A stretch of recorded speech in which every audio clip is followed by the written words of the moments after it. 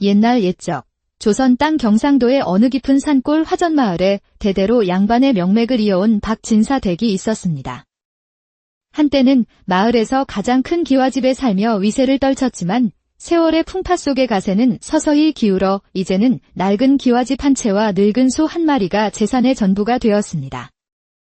그해 음력 10월 살을 애는 듯한 북풍이 불어오고 한방눈이 온 세상을 하얗게 뒤덮던 날이었습니다. 고요한 설경을 깨고 박진사 댁 기와집 안에서 비통한 울음소리가 터져나왔습니다. 아이고, 내 아들아. 선준아. 갓 30을 넘긴 외아들 박선준이 방 안에서 거친 숨을 몰아쉬고 있었습니다. 지독한 역병이 그의 젊은 몸을 휩쓸고 지나간 뒤였습니다. 그의 아내, 젊은 며느리 이소희는 남편의 손을 꼭 잡고 있었지만 그 손은 이미 싸늘하게 식어가고 있었습니다. 서방님, 안 됩니다. 제발 눈을 뜨세요, 서방님.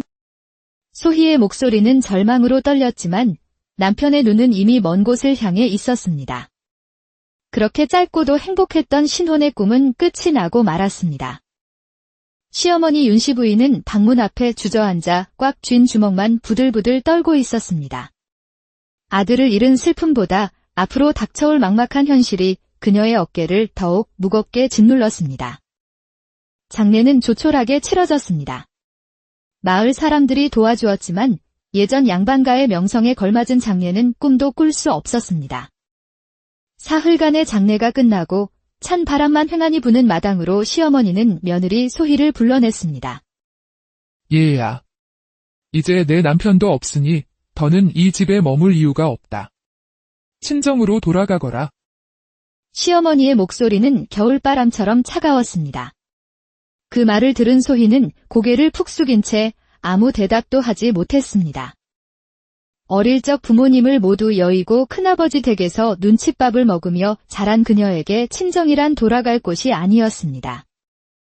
결혼하여 이 기와집에 와서야 비로소 내 집이라는 따스함을 느꼈던 소희였습니다. 어머니, 저는 더 이상 말하지 마라. 내일 아침에는 떠나도록 해라. 그날 밤 소희는 남편의 영정 앞에 꿇어앉아 하염없이 눈물만 흘렸습니다. 여보, 저는 이제 어디로 가야 하나요? 이 집을, 어머니를 두고 어찌 떠나란 말입니까? 그때 소희의 마음속에서 무언가 단단한 결심이 싹텄습니다. 그녀는 이 집과 남은 가족을 지켜야겠다고 굳게 다짐했습니다. 다음 날 아침 소희는 떠날 채비 대신 평소처럼 부엌으로 향했습니다. 마지막이 될지도 모를 아침상을 그 어느 때보다 정성껏 차렸습니다. 그런데 그날 오후 시아버지 박진사께서 심한 기침을 하기 시작했습니다. 콜로. 아이고, 목이야. 아버님, 괜찮으십니까? 약이라도. 괜찮다. 나이 들면 다 그런 것이지. 신경 쓰지 말 거라. 하지만 며칠이 지나자 시아버지의 병세는 급격히 악화되었습니다. 얼굴은 누렇게 뜨고 열이 펄펄 끓어 자리에서 일어나지도 못하게 되었습니다. 영감. 아이고, 영감. 아들을 보낸 지 얼마나 되었다고? 의원을 불러야 하는데 돈이... 시어머니는 방 한구석에서 한숨만 내쉬었습니다. 집안의 재산이라곤 늙은 소 한 마리와 이 낡은 기와집뿐. 의원을 부를 돈이 없었습니다. 며칠 밤낮으로 소희는 시아버지 곁을 지키며 간호했습니다. 시어머니는 마당을 서성이며 소를 팔지, 집을 지킬지를 두고 깊은 고민에 빠졌습니다. 그러던 어느 날 저녁, 소희는 큰 결심을 하고 시어머니에게 다가갔습니다. 어머니, 제가 한 말씀 드려도 되겠습니까? 무슨 말이냐? 소 대신 이 기와집을 파는 것이 어떻겠습니까? 뭐라고? 내가 지금 제정신이냐? 양반 체면이 있지. 조상대대로 물려온 이 집을 팔자고? 어머니, 제 말을 끝까지 들어주십시오. 소는 앞으로 우리가 농사를 지어 일어설 마지막 희망입니다. 하지만 집은 기와집을 팔면 아버님 약값도 치르고 작은 초가집과 밭대기라도 살 수 있을 것입니다. 사람이 살아야 집도 있는 것이 아니겠습니까? 초가집이라니. 우리가 어떤 가문인데. 조상님들 뵐 낯이 없다. 조상님들께서도 후손이 굶어 죽고 병들어 죽는 것을 원치 않으실 겁니다. 제발 아버님을 살려야 합니다. 며느리의 단호하고도 이치에 맞는 말에 시어머니는 할 말을 잃었습니다. 며칠을 고민한 끝에 그녀는 마침내 눈물을 머금고 고개를 끄덕였습니다. 내 말이 옳다? 사람이 먼저지. 한번 해보자꾸나. 소희는 곧장 마을 이장을 찾아가 집을 내놓았습니다. 다행히 며칠 만에 이웃 마을 부자 상인이 집을 사겠다고 나섰고 생각보다 좋은 값을 받았습니다. 소희는 그 돈으로 즉시 의원을 불러 시아버지의 약을 짓고 나머지는 아껴두었다가 마을 끝자락에 허름한 초가집과 그에 딸린 작은 밭을 샀습니다. 이사하는 날 소희는 늙은 소의 등을 쓰다듬으며 다짐했습니다. 이제 우리가 다시 시작하는 거야? 너와 내가 힘을 합쳐 이 집안을 다시 일으켜 세우자. 새로운 삶은 고달팠습니다. 비가 오면 물이 새는 초가집, 농사 경험이 없는 소희의 서툰 솜씨는 수많은 시행착오를 낳았습니다. 하지만 소희는 포기하지 않았습니다. 이웃 할머니에게 농사법을 배우고 시어머니에게 장 담그는 법을 배워 장터에 내다 팔기 시작했습니다. 아가야, 씨앗은 그리 깊게 심으면 싹이 트지 않는단다. 이리 와보렴, 내가 알려주마. 네, 할머님. 정말 고맙습니다. 소희의 성실함과 정성 덕분에 그녀가 만든 김치와 된장은 입소문이 나기 시작했고 살림은 조금씩 나아졌습니다. 무엇보다 시아버지의 병세가 크게 호전되었습니다. 그러나 기쁨도 잠시, 그해 봄 시아버지는 결국 세상을 뜨고 말았습니다. 아가야. 고맙다. 내 덕에 편히 간다. 이제 집안에는 시어머니와 며느리, 단둘만 남게 되었습니다. 시어머니는 모든 것을 잃었다는 절망감에 며칠을 식음조차 전폐했습니다. 어느 날 저녁, 흑투성이가 되어 밭에서 돌아온 며느리를 보며 시어머니가 물었습니다. 아가야, 너는 어찌하여 나를 떠나지 않았느냐? 이 고생을 하면서 어머니의 꾸지람이 돌아가신 제 친어머니의 잔소리 같아서 떠날 수가 없었습니다. 여기가 제게는 처음으로 버머니가 계신 집이니까요. 그 말에 시어머니는 끝내 참았던 눈물을 터뜨리며 며느리를 힘껏 껴안았습니다. 아이고, 내 딸아. 내가 미련했구나. 그날 이후 두 사람은 진짜 모녀가 되었습니다. 함께 밭을 일구고 함께 장사를 하며 서로를 의지했습니다. 몇 년이 흐르자 소희의 농사기술과 장사수와는 빛을 발하기 시작했습니다. 주변 땅을 사들여 농토를 넓혔고 마을 부녀자들과 함께 일하며 품삯을 나누는 공동체를 만들었습니다. 그러던 어느 해 끔찍한 가뭄이 온 마을을 덮쳤습니다. 논밭은 쩍쩍 갈라지고 굶주리는 사람들이 속출했습니다. 그때 소희는 큰 결심을 하고 자신들이 모아둔 쌀 항아리를 모두 여러 마을 사람들과 나누었습니다. 여러분, 힘든 시기지만 함께 이겨냅시다. 저희 집쌀을 모두 나누어 드릴 테니 굶는 아이가 없도록 합시다. 이 소식은 고을 원님의 귀에까지 들어갔고 원님은 소희의 선행을 크게 칭찬했습니다. 가을이 되자 도움을 받았던 마을 사람들은 빌려갔던 쌀의 2배를 갚아왔고 소희의 곳간은 전보다 더욱 가득 차게 되었습니다. 수십 년의 세월이 흘렀습니다. 허름했던 초가집은 이제 마을에서 가장 크고 아름다운 기와집이 되었고 소희의 농토는 대지주 못지않게 넓어졌습니다. 사람들은 그녀를 더 이상 박진사댁 며느리가 아닌 마을을 살린 농사할머니라 부르며 존경했습니다. 어느 맑은 날 이제는 백발이 성성한 소희는 자신이 처음 지켰던 그 늙은 소의 등을 쓰다듬으며 조용히 속삭였습니다. 보아라. 우리가 결국 해냈구나. 기와집을 잃었지만 더 소중한 것을 얻었지? 진정한 집은 기와가 아니라 사람의 마음에 있다는 것을 말이다. 낡은 기와집이 상징하던 헛된 체면을 버리고 사람을 지키고자 했던 한며느리의 지혜는 훗날 더 큰 부와 명예, 그리고 수많은 사람의 마음을 얻는 씨앗이 되었습니다. 옛날 옛적, 조선 땅 경상도의 어느 깊은 산골 화전마을에 대대로 양반의 명맥을 이어온 박진사 댁이 있었습니다. 한때는 마을에서 가장 큰 기와집에 살며 위세를 떨쳤지만 세월의 풍파 속의 가세는 서서히 기울어 이제는 낡은 기와집 한 채와 늙은 소 한 마리가 재산의 전부가 되었습니다. 그해 음력 10월, 살을 애는 듯한 북풍이 불어오고 한방눈이 온 세상을 하얗게 뒤덮던 날이었습니다. 고요한 설경을 깨고 박진사 댁 기와집 안에서 비통한 울음소리가 터져나왔습니다. 아이고, 내 아들아. 선준아. 갓 30을 넘긴 외아들 박선준이 방 안에서 거친 숨을 몰아쉬고 있었습니다. 지독한 역병이 그의 젊은 몸을 휩쓸고 지나간 뒤였습니다. 그의 아내, 젊은 며느리 이소희는 남편의 손을 꼭 잡고 있었지만 그 손은 이미 싸늘하게 식어가고 있었습니다. 서방님, 안 됩니다. 제발 눈을 뜨세요, 서방님. 소희의 목소리는 절망으로 떨렸지만 남편의 눈은 이미 먼 곳을 향해 있었습니다. 그렇게 짧고도 행복했던 신혼의 꿈은 끝이 나고 말았습니다.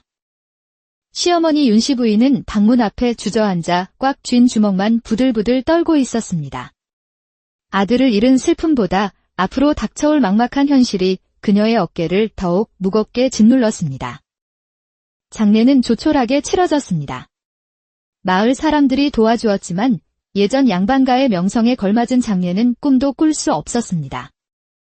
사흘간의 장례가 끝나고 찬 바람만 횡하니 부는 마당으로 시어머니는 며느리 소희를 불러냈습니다. 얘야. 이제 내 남편도 없으니 더는 이 집에 머물 이유가 없다. 친정으로 돌아가거라. 시어머니의 목소리는 겨울바람처럼 차가웠습니다. 그 말을 들은 소희는 고개를 푹 숙인 채 아무 대답도 하지 못했습니다. 어릴 적 부모님을 모두 여의고 큰아버지 댁에서 눈칫밥을 먹으며 자란 그녀에게 친정이란 돌아갈 곳이 아니었습니다. 결혼하여 이 기와집에 와서야 비로소 내 집이라는 따스함을 느꼈던 소희였습니다. 어머니, 저는 더 이상 말하지 마라. 내일 아침에는 떠나도록 해라. 그날 밤 소희는 남편의 영정 앞에 꿇어앉아 하염없이 눈물만 흘렸습니다. 여보, 저는 이제 어디로 가야 하나요? 이 집을, 어머니를 두고 어찌 떠나란 말입니까?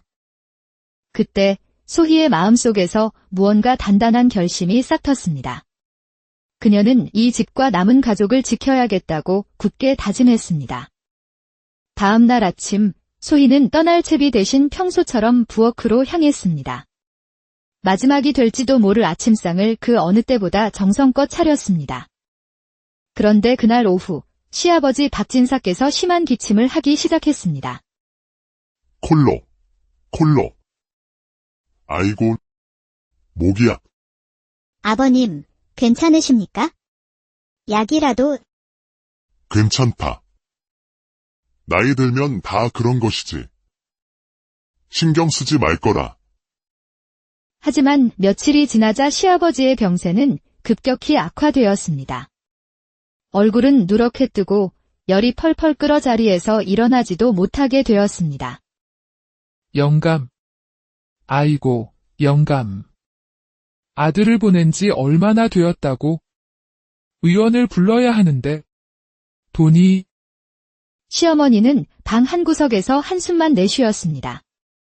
집안의 재산이라곤 늙은 소 한 마리와 이 낡은 기와집뿐. 의원을 부를 돈이 없었습니다. 며칠 밤낮으로 소희는 시아버지 곁을 지키며 간호했습니다. 시어머니는 마당을 서성이며 소를 팔지, 집을 지킬지를 두고 깊은 고민에 빠졌습니다. 그러던 어느 날 저녁, 소희는 큰 결심을 하고 시어머니에게 다가갔습니다.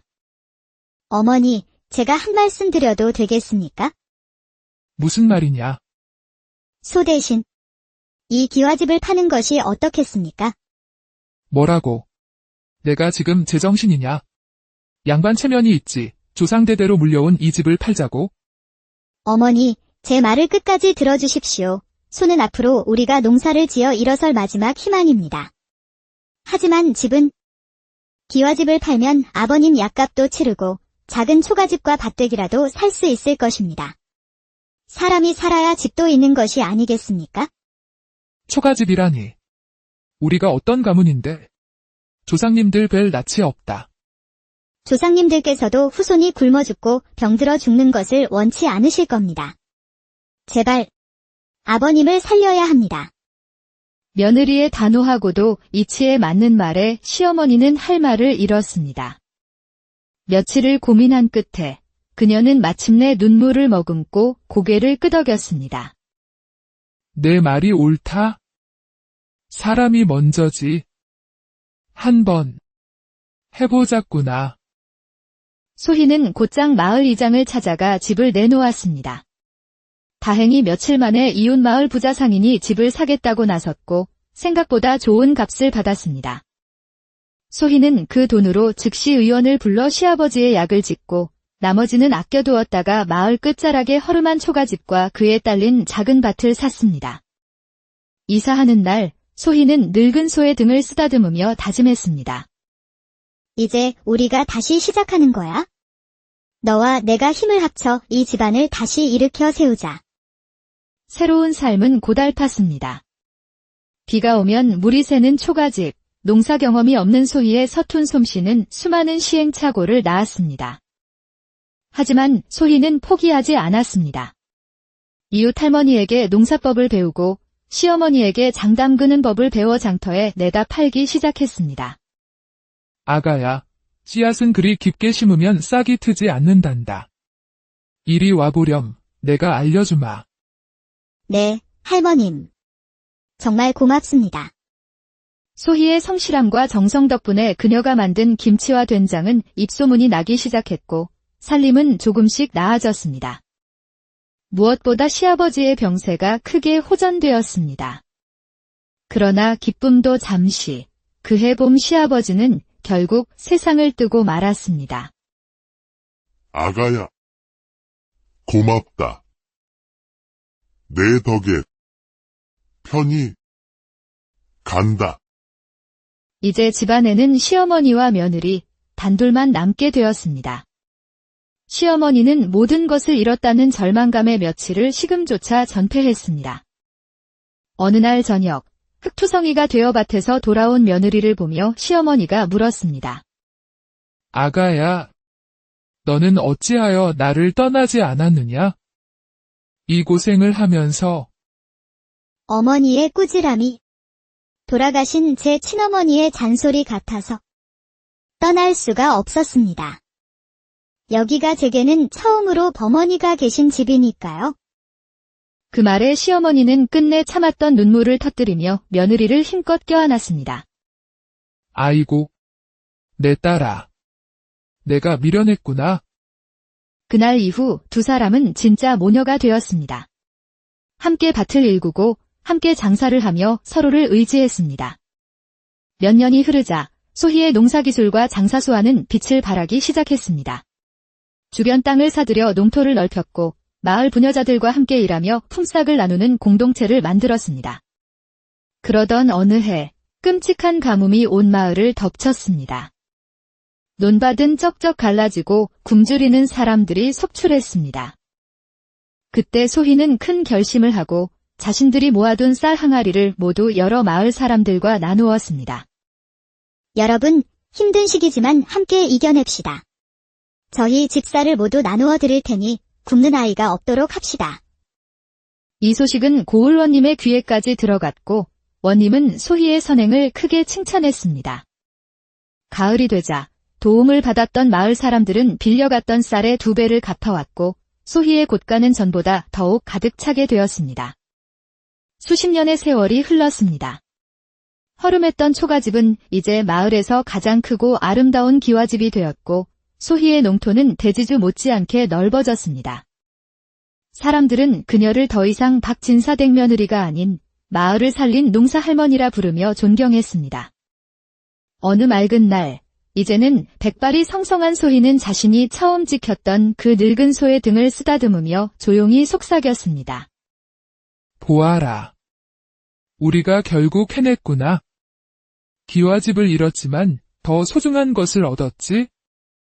진정한 집은 기와가 아니라 사람의 마음에 있다는 것을 말이다. 낡은 기와집이 상징하던 헛된 체면을 버리고 사람을 지키고자 했던 한며느리의 지혜는 훗날 더 큰 부와 명예, 그리고 수많은 사람의 마음을 얻는 씨앗이 되었습니다. 옛날 옛적, 조선 땅 경상도의 어느 깊은 산골 화전마을에 대대로 양반의 명맥을 이어온 박진사 댁이 있었습니다. 한때는 마을에서 가장 큰 기와집에 살며 위세를 떨쳤지만 세월의 풍파 속의 가세는 서서히 기울어 이제는 낡은 기와집 한 채와 늙은 소 한 마리가 재산의 전부가 되었습니다. 그해 음력 10월, 살을 애는 듯한 북풍이 불어오고 한방눈이 온 세상을 하얗게 뒤덮던 날이었습니다. 고요한 설경을 깨고 박진사 댁 기와집 안에서 비통한 울음소리가 터져나왔습니다. 아이고, 내 아들아. 선준아. 갓 30을 넘긴 외아들 박선준이 방 안에서 거친 숨을 몰아쉬고 있었습니다. 지독한 역병이 그의 젊은 몸을 휩쓸고 지나간 뒤였습니다. 그의 아내, 젊은 며느리 이소희는 남편의 손을 꼭 잡고 있었지만 그 손은 이미 싸늘하게 식어가고 있었습니다. 서방님, 안 됩니다. 제발 눈을 뜨세요, 서방님. 소희의 목소리는 절망으로 떨렸지만 남편의 눈은 이미 먼 곳을 향해 있었습니다. 그렇게 짧고도 행복했던 신혼의 꿈은 끝이 나고 말았습니다. 시어머니 윤씨 부인은 방문 앞에 주저앉아 꽉 쥔 주먹만 부들부들 떨고 있었습니다. 아들을 잃은 슬픔보다 앞으로 닥쳐올 막막한 현실이 그녀의 어깨를 더욱 무겁게 짓눌렀습니다. 장례는 조촐하게 치러졌습니다. 마을 사람들이 도와주었지만 예전 양반가의 명성에 걸맞은 장례는 꿈도 꿀 수 없었습니다. 사흘간의 장례가 끝나고 찬 바람만 횡하니 부는 마당으로 시어머니는 며느리 소희를 불러냈습니다. 얘야. 이제 내 남편도 없으니 더는 이 집에 머물 이유가 없다. 친정으로 돌아가거라. 시어머니의 목소리는 겨울바람처럼 차가웠습니다. 그 말을 들은 소희는 고개를 푹 숙인 채 아무 대답도 하지 못했습니다. 어릴 적 부모님을 모두 여의고 큰아버지 댁에서 눈칫밥을 먹으며 자란 그녀에게 친정이란 돌아갈 곳이 아니었습니다. 결혼하여 이 기와집에 와서야 비로소 내 집이라는 따스함을 느꼈던 소희였습니다. 어머니, 저는 더 이상 말하지 마라. 내일 아침에는 떠나도록 해라. 그날 밤, 소희는 남편의 영정 앞에 꿇어앉아 하염없이 눈물만 흘렸습니다. 여보, 저는 이제 어디로 가야 하나요? 이 집을, 어머니를 두고 어찌 떠나란 말입니까? 그때 소희의 마음속에서 무언가 단단한 결심이 싹 텄습니다. 그녀는 이 집과 남은 가족을 지켜야겠다고 굳게 다짐했습니다. 다음 날 아침, 소희는 떠날 채비 대신 평소처럼 부엌으로 향했습니다. 마지막이 될지도 모를 아침상을 그 어느 때보다 정성껏 차렸습니다. 그런데 그날 오후, 시아버지 박진사께서 심한 기침을 하기 시작했습니다. 콜로. 아이고, 목이야. 아버님, 괜찮으십니까? 약이라도. 괜찮다. 나이 들면 다 그런 것이지. 신경 쓰지 말 거라. 하지만 며칠이 지나자 시아버지의 병세는 급격히 악화되었습니다. 얼굴은 누렇게 뜨고 열이 펄펄 끓어 자리에서 일어나지도 못하게 되었습니다. 영감. 아이고, 영감. 아들을 보낸 지 얼마나 되었다고? 의원을 불러야 하는데. 돈이. 시어머니는 방 한 구석에서 한숨만 내쉬었습니다. 집안의 재산이라곤 늙은 소 한 마리와 이 낡은 기와집뿐. 의원을 부를 돈이 없었습니다. 며칠 밤낮으로 소희는 시아버지 곁을 지키며 간호했습니다. 시어머니는 마당을 서성이며 소를 팔지, 집을 지킬지를 두고 깊은 고민에 빠졌습니다. 그러던 어느 날 저녁, 소희는 큰 결심을 하고 시어머니에게 다가갔습니다. 어머니, 제가 한 말씀 드려도 되겠습니까? 무슨 말이냐? 소 대신 이 기와집을 파는 것이 어떻겠습니까? 뭐라고? 내가 지금 제정신이냐? 양반 체면이 있지. 조상대대로 물려온 이 집을 팔자고? 어머니, 제 말을 끝까지 들어주십시오. 소는 앞으로 우리가 농사를 지어 일어설 마지막 희망입니다. 하지만 집은 기와집을 팔면 아버님 약값도 치르고 작은 초가집과 밭되기라도 살 수 있을 것입니다. 사람이 살아야 집도 있는 것이 아니겠습니까? 초가집이라니. 우리가 어떤 가문인데? 조상님들 뵐 낯이 없다. 조상님들께서도 후손이 굶어 죽고 병들어 죽는 것을 원치 않으실 겁니다. 제발 아버님을 살려야 합니다. 며느리의 단호하고도 이치에 맞는 말에 시어머니는 할 말을 잃었습니다. 며칠을 고민한 끝에 그녀는 마침내 눈물을 머금고 고개를 끄덕였습니다. 내 말이 옳다? 사람이 먼저지. 한번 해보자꾸나. 소희는 곧장 마을 이장을 찾아가 집을 내놓았습니다. 다행히 며칠 만에 이웃 마을 부자 상인이 집을 사겠다고 나섰고 생각보다 좋은 값을 받았습니다. 소희는 그 돈으로 즉시 의원을 불러 시아버지의 약을 짓고 나머지는 아껴두었다가 마을 끝자락의 허름한 초가집과 그에 딸린 작은 밭을 샀습니다. 이사하는 날 소희는 늙은 소의 등을 쓰다듬으며 다짐했습니다. 이제 우리가 다시 시작하는 거야? 너와 내가 힘을 합쳐 이 집안을 다시 일으켜 세우자. 새로운 삶은 고달팠습니다. 비가 오면 물이 새는 초가집, 농사 경험이 없는 소희의 서툰 솜씨는 수많은 시행착오를 낳았습니다. 하지만 소희는 포기하지 않았습니다. 이웃 할머니에게 농사법을 배우고 시어머니에게 장 담그는 법을 배워 장터에 내다 팔기 시작했습니다. 아가야, 씨앗은 그리 깊게 심으면 싹이 트지 않는단다. 이리 와보렴. 내가 알려주마.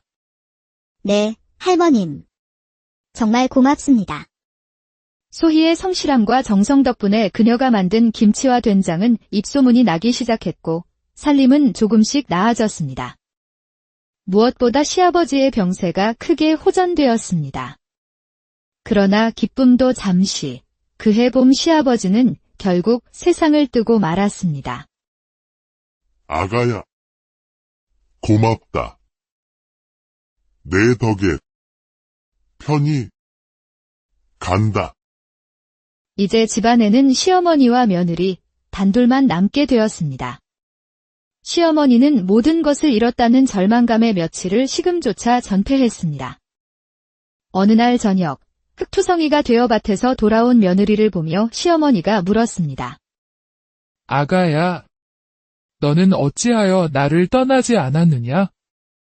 이 고생을 하면서 어머니의 꾸지람이 돌아가신 제 친어머니의 잔소리 같아서 떠날 수가 없었습니다. 여기가 제게는 처음으로 버머니가 계신 집이니까요. 그 말에 시어머니는 끝내 참았던 눈물을 터뜨리며 며느리를 힘껏 껴안았습니다. 아이고, 내 딸아. 내가 미련했구나. 그날 이후 두 사람은 진짜 모녀가 되었습니다.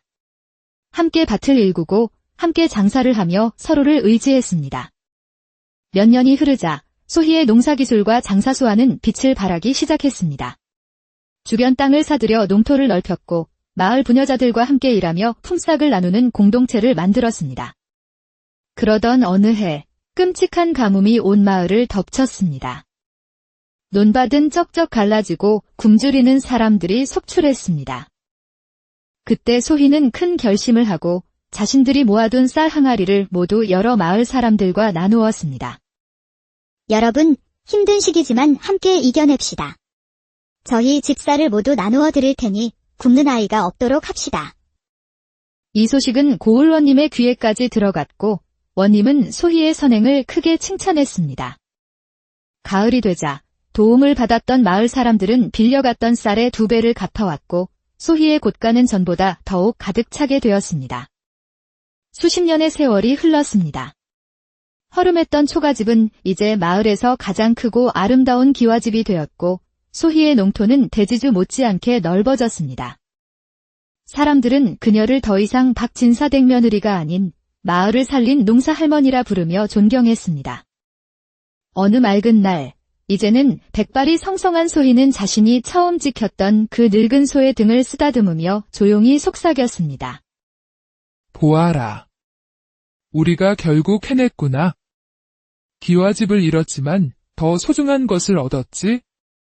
진정한 집은 기와가 아니라 사람의 마음에 있다는 것을 말이다. 낡은 기와집이 상징하던 헛된 체면을 버리고 사람을 지키고자 했던 한 며느리의 지혜는 훗날 더 큰 부와 명예, 그리고 수많은 사람의 마음을 얻는 씨앗이 되었습니다. 옛날 옛적, 조선 땅 경상도의 어느 깊은 산골 화전마을에 대대로 양반의 명맥을 이어온 박진사 댁이 있었습니다. 한때는 마을에서 가장 큰 기와집에 살며 위세를 떨쳤지만 세월의 풍파 속의 가세는 서서히 기울어 이제는 낡은 기와집 한 채와 늙은 소 한 마리가 재산의 전부가 되었습니다.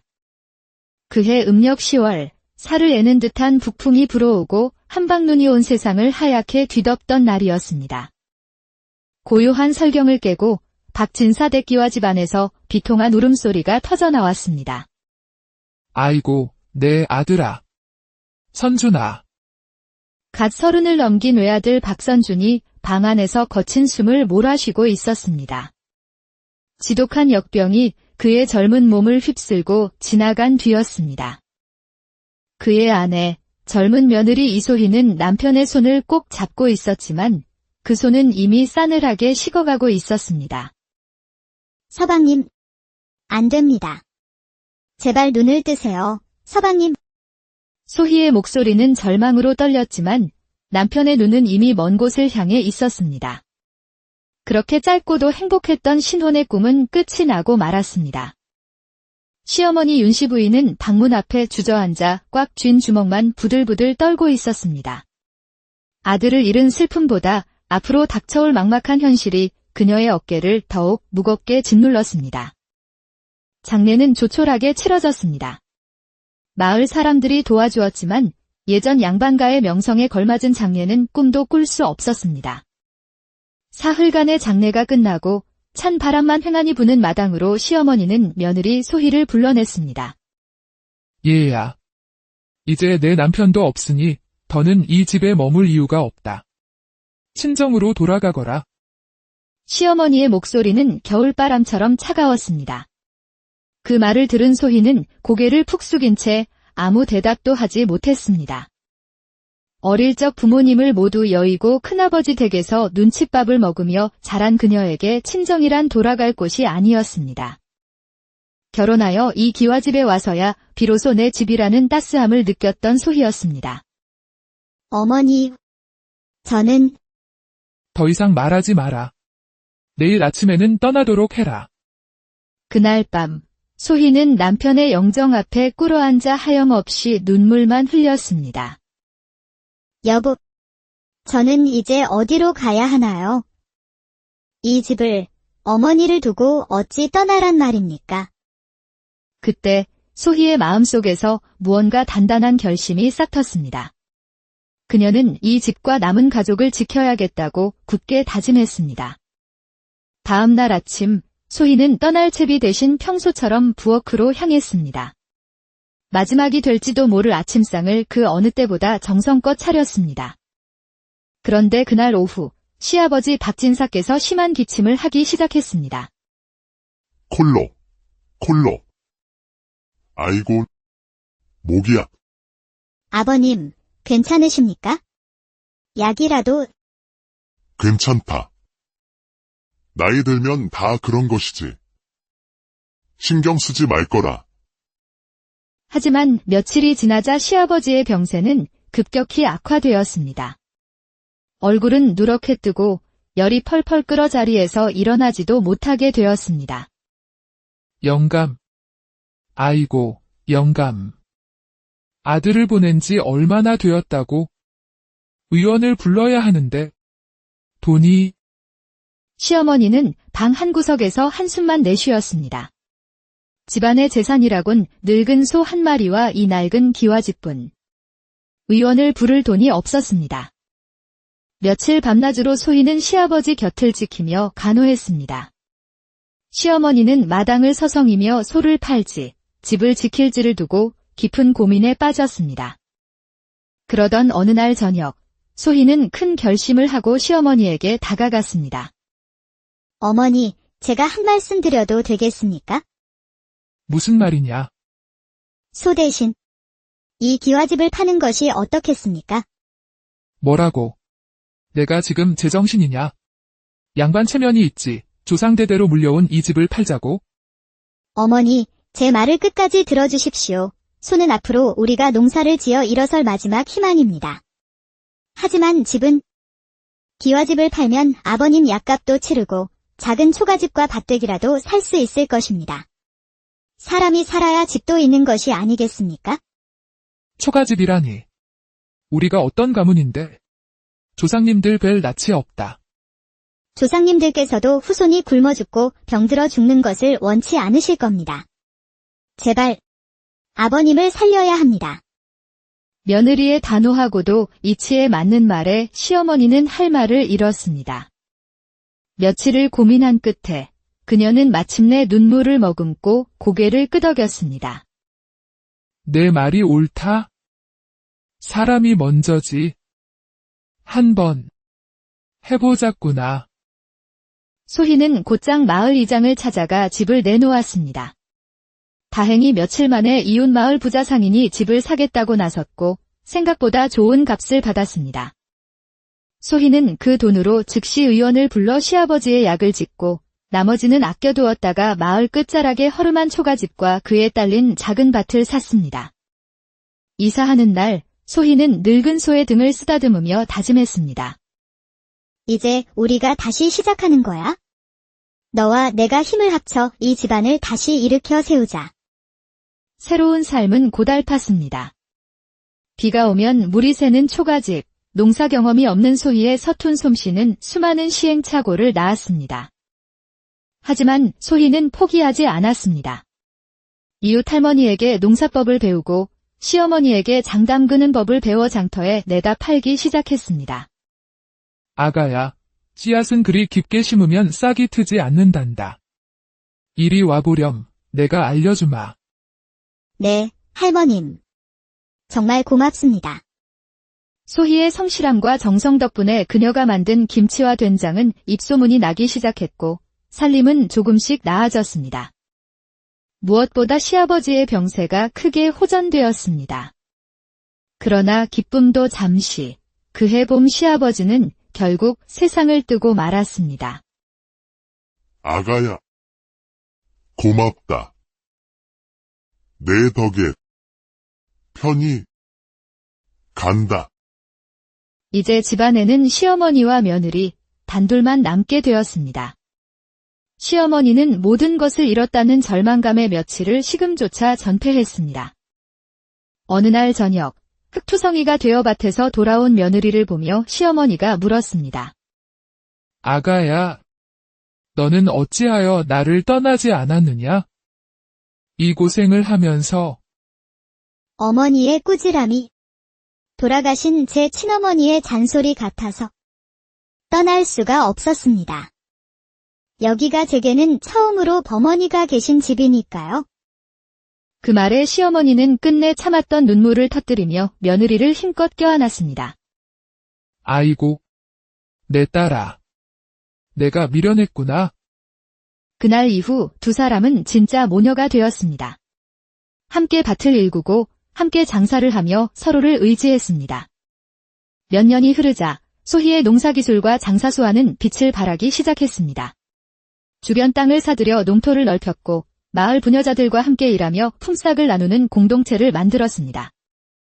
그러던 어느 해 끔찍한 가뭄이 온 마을을 덮쳤습니다. 논밭은 쩍쩍 갈라지고 굶주리는 사람들이 속출했습니다.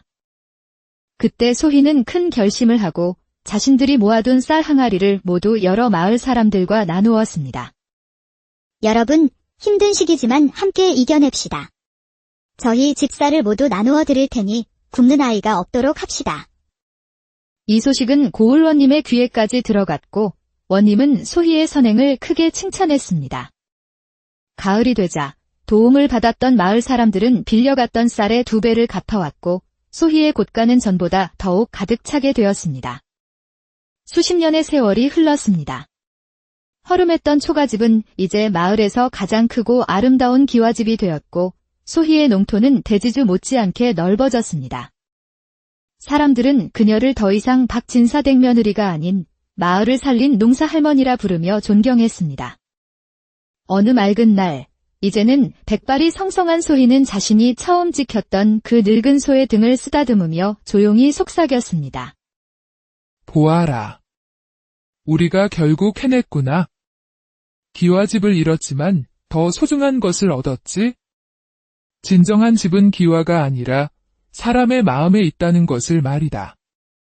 낡은 기와집이 상징하던 헛된 체면을 버리고 사람을 지키고자 했던 한며느리의 지혜는 훗날 더 큰 부와 명예, 그리고 수많은 사람의 마음을 얻는 씨앗이 되었습니다. 옛날 옛적, 조선 땅 경상도의 어느 깊은 산골 화전마을에 대대로 양반의 명맥을 이어온 박진사 댁이 있었습니다. 한때는 마을에서 가장 큰 기와집에 살며 위세를 떨쳤지만 세월의 풍파 속의 가세는 서서히 기울어 이제는 낡은 기와집 한 채와 늙은 소 한 마리가 재산의 전부가 되었습니다. 그해 음력 10월, 살을 애는 듯한 북풍이 불어오고 한방눈이 온 세상을 하얗게 뒤덮던 날이었습니다. 고요한 설경을 깨고 박진사 댁 기와집 안에서 비통한 울음소리가 터져나왔습니다. 아이고, 내 아들아. 선준아. 갓 30을 넘긴 외아들 박선준이 방 안에서 거친 숨을 몰아쉬고 있었습니다. 지독한 역병이 그의 젊은 몸을 휩쓸고 지나간 뒤였습니다. 그의 아내, 젊은 며느리 이소희는 남편의 손을 꼭 잡고 있었지만 그 손은 이미 싸늘하게 식어가고 있었습니다. 서방님, 안 됩니다. 제발 눈을 뜨세요, 서방님. 소희의 목소리는 절망으로 떨렸지만 남편의 눈은 이미 먼 곳을 향해 있었습니다. 그렇게 짧고도 행복했던 신혼의 꿈은 끝이 나고 말았습니다. 시어머니 윤씨 부인은 방문 앞에 주저앉아 꽉 쥔 주먹만 부들부들 떨고 있었습니다. 아들을 잃은 슬픔보다 앞으로 닥쳐올 막막한 현실이 그녀의 어깨를 더욱 무겁게 짓눌렀습니다. 장례는 조촐하게 치러졌습니다. 마을 사람들이 도와주었지만 예전 양반가의 명성에 걸맞은 장례는 꿈도 꿀 수 없었습니다. 사흘간의 장례가 끝나고 찬 바람만 횡하니 부는 마당으로 시어머니는 며느리 소희를 불러냈습니다. 얘야. 이제 내 남편도 없으니 더는 이 집에 머물 이유가 없다. 친정으로 돌아가거라.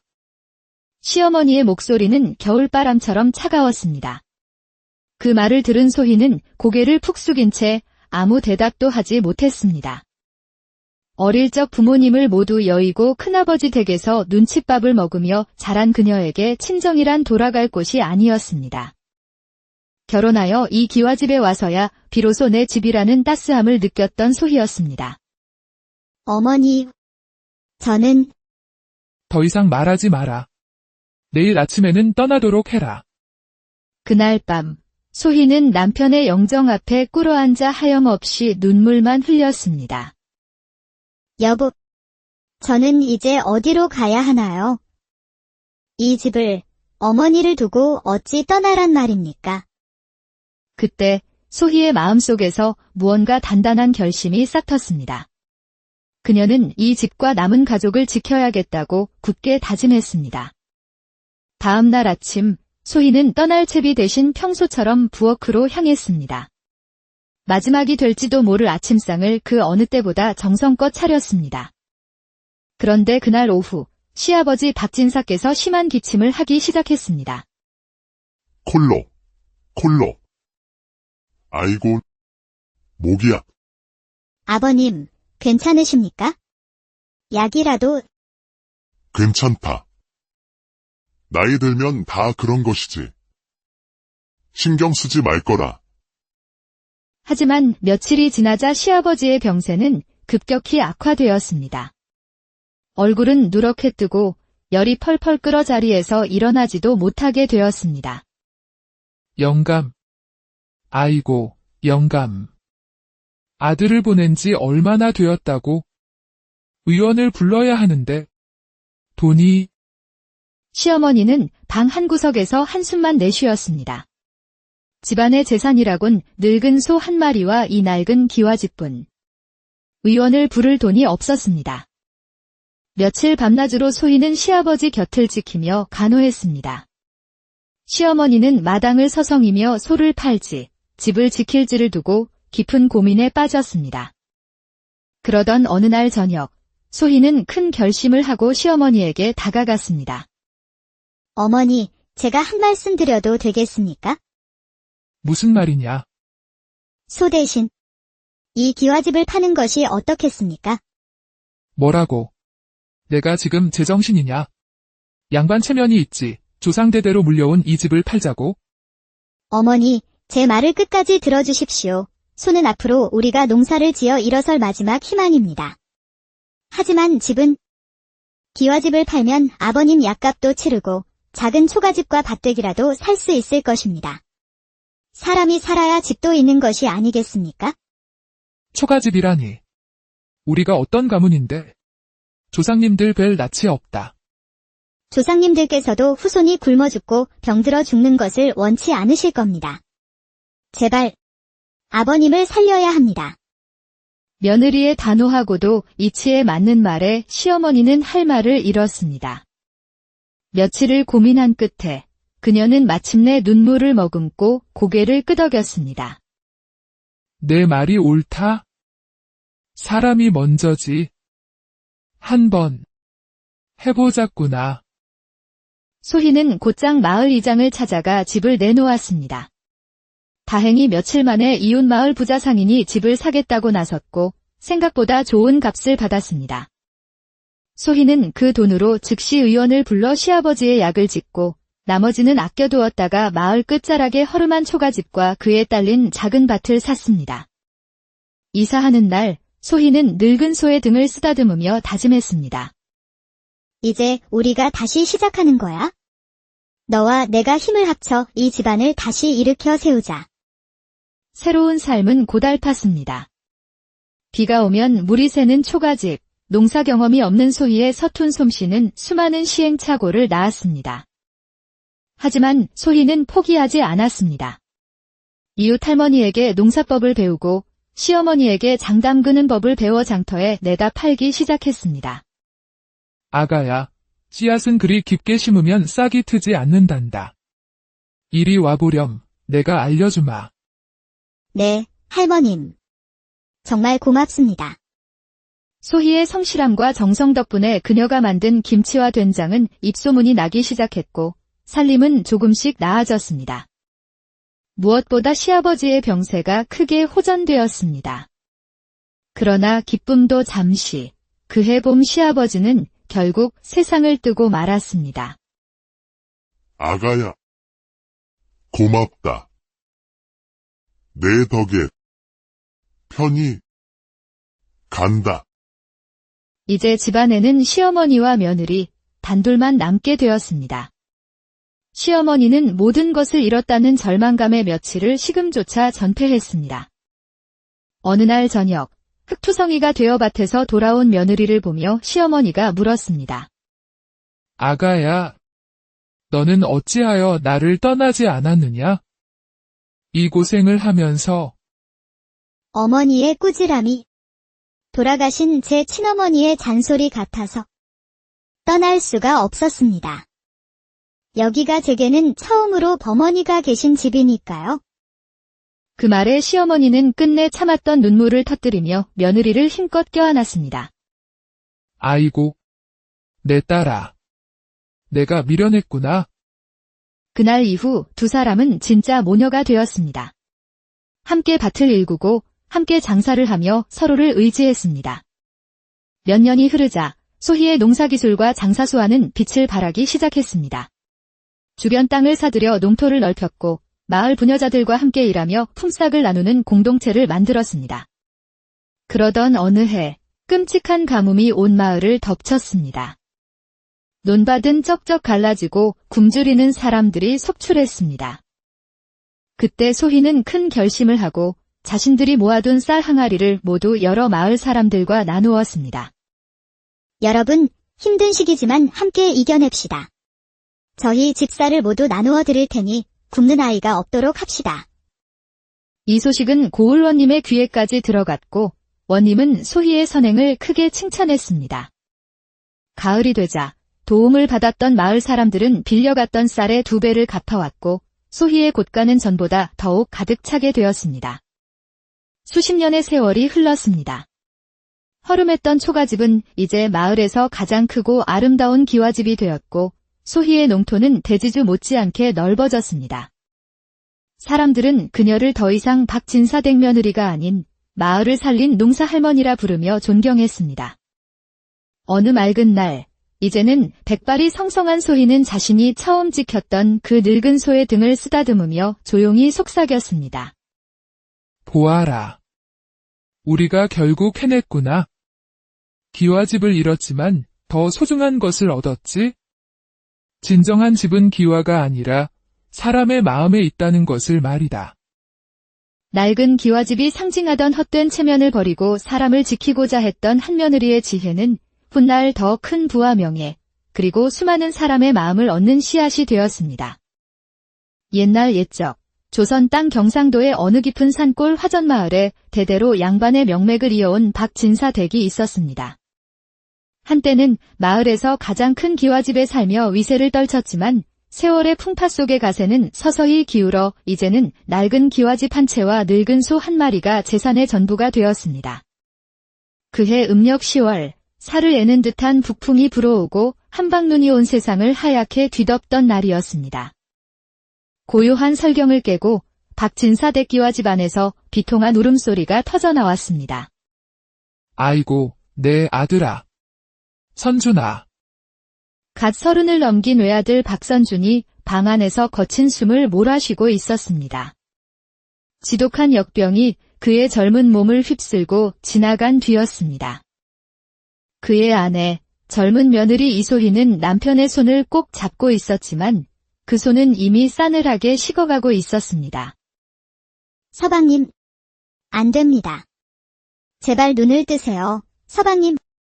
소희의 목소리는 절망으로 떨렸지만 남편의 눈은 이미 먼 곳을 향해 있었습니다. 그렇게 짧고도 행복했던 신혼의 꿈은 끝이 나고 말았습니다. 시어머니 윤씨 부인은 방문 앞에 주저앉아 꽉 쥔 주먹만 부들부들 떨고 있었습니다. 아들을 잃은 슬픔보다 앞으로 닥쳐올 막막한 현실이 그녀의 어깨를 더욱 무겁게 짓눌렀습니다. 장례는 조촐하게 치러졌습니다. 마을 사람들이 도와주었지만 예전 양반가의 명성에 걸맞은 장례는 꿈도 꿀 수 없었습니다. 사흘간의 장례가 끝나고 찬 바람만 횡하니 부는 마당으로 시어머니는 며느리 소희를 불러냈습니다. 얘야. 이제 내 남편도 없으니 더는 이 집에 머물 이유가 없다. 친정으로 돌아가거라. 시어머니의 목소리는 겨울바람처럼 차가웠습니다. 그 말을 들은 소희는 고개를 푹 숙인 채 아무 대답도 하지 못했습니다. 어릴 적 부모님을 모두 여의고 큰아버지 댁에서 눈칫밥을 먹으며 자란 그녀에게 친정이란 돌아갈 곳이 아니었습니다. 결혼하여 이 기와집에 와서야 비로소 내 집이라는 따스함을 느꼈던 소희였습니다. 어머니, 저는 더 이상 말하지 마라. 내일 아침에는 떠나도록 해라. 그날 밤 소희는 남편의 영정 앞에 꿇어앉아 하염없이 눈물만 흘렸습니다. 여보, 저는 이제 어디로 가야 하나요? 이 집을, 어머니를 두고 어찌 떠나란 말입니까? 그때 소희의 마음속에서 무언가 단단한 결심이 싹 텄습니다. 그녀는 이 집과 남은 가족을 지켜야겠다고 굳게 다짐했습니다. 다음 날 아침 소희는 떠날 채비 대신 평소처럼 부엌으로 향했습니다. 마지막이 될지도 모를 아침상을 그 어느 때보다 정성껏 차렸습니다. 그런데 그날 오후 시아버지 박진사께서 심한 기침을 하기 시작했습니다. 콜로, 콜로. 아이고, 목이야. 아버님, 괜찮으십니까? 약이라도 괜찮다.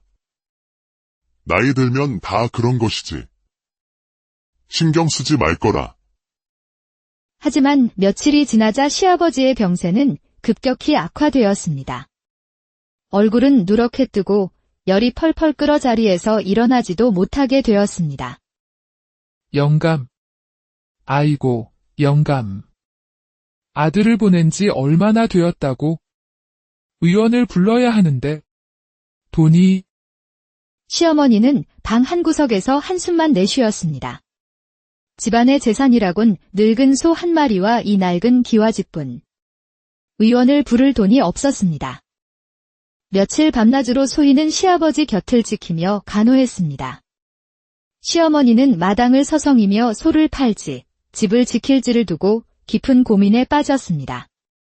그러던 어느 날 저녁, 소희는 큰 결심을 하고 시어머니에게 다가갔습니다. 어머니, 제가 한 말씀 드려도 되겠습니까? 무슨 말이냐? 소 대신 이 기와집을 파는 것이 어떻겠습니까? 뭐라고? 내가 지금 제정신이냐? 양반 체면이 있지. 조상대대로 물려온 이 집을 팔자고? 어머니, 제 말을 끝까지 들어주십시오. 소는 앞으로 우리가 농사를 지어 일어설 마지막 희망입니다. 하지만 집은 기와집을 팔면 아버님 약값도 치르고 작은 초가집과 밭대기라도 살 수 있을 것입니다. 사람이 살아야 집도 있는 것이 아니겠습니까? 초가집이라니. 우리가 어떤 가문인데? 조상님들 뵐 낯이 없다. 조상님들께서도 후손이 굶어 죽고 병들어 죽는 것을 원치 않으실 겁니다. 제발 아버님을 살려야 합니다. 며느리의 단호하고도 이치에 맞는 말에 시어머니는 할 말을 잃었습니다. 며칠을 고민한 끝에 그녀는 마침내 눈물을 머금고 고개를 끄덕였습니다. 내 말이 옳다? 사람이 먼저지. 한번 해보자꾸나. 소희는 곧장 마을 이장을 찾아가 집을 내놓았습니다. 다행히 며칠 만에 이웃 마을 부자 상인이 집을 사겠다고 나섰고 생각보다 좋은 값을 받았습니다. 소희는 그 돈으로 즉시 의원을 불러 시아버지의 약을 짓고 나머지는 아껴두었다가 마을 끝자락의 허름한 초가집과 그에 딸린 작은 밭을 샀습니다. 이사하는 날 소희는 늙은 소의 등을 쓰다듬으며 다짐했습니다. 이제 우리가 다시 시작하는 거야. 너와 내가 힘을 합쳐 이 집안을 다시 일으켜 세우자. 새로운 삶은 고달팠습니다. 비가 오면 물이 새는 초가집, 농사 경험이 없는 소희의 서툰 솜씨는 수많은 시행착오를 낳았습니다. 하지만 소희는 포기하지 않았습니다. 이웃 할머니에게 농사법을 배우고 시어머니에게 장 담그는 법을 배워 장터에 내다 팔기 시작했습니다. 아가야, 씨앗은 그리 깊게 심으면 싹이 트지 않는단다. 이리 와보렴. 내가 알려주마. 네, 할머님. 정말 고맙습니다. 소희의 성실함과 정성 덕분에 그녀가 만든 김치와 된장은 입소문이 나기 시작했고 살림은 조금씩 나아졌습니다. 무엇보다 시아버지의 병세가 크게 호전되었습니다. 그러나 기쁨도 잠시, 그해 봄 시아버지는 결국 세상을 뜨고 말았습니다. 아가야, 고맙다. 내 덕에 편히 간다. 이제 집안에는 시어머니와 며느리, 단둘만 남게 되었습니다. 시어머니는 모든 것을 잃었다는 절망감에 며칠을 식음조차 전폐했습니다. 어느 날 저녁, 흙투성이가 되어 밭에서 돌아온 며느리를 보며 시어머니가 물었습니다. 아가야, 너는 어찌하여 나를 떠나지 않았느냐? 이 고생을 하면서 어머니의 꾸지람이 돌아가신 제 친어머니의 잔소리 같아서 떠날 수가 없었습니다. 여기가 제게는 처음으로 버머니가 계신 집이니까요. 그 말에 시어머니는 끝내 참았던 눈물을 터뜨리며 며느리를 힘껏 껴안았습니다. 아이고, 내 딸아. 내가 미련했구나. 그날 이후 두 사람은 진짜 모녀가 되었습니다. 함께 밭을 일구고 함께 장사를 하며 서로를 의지했습니다.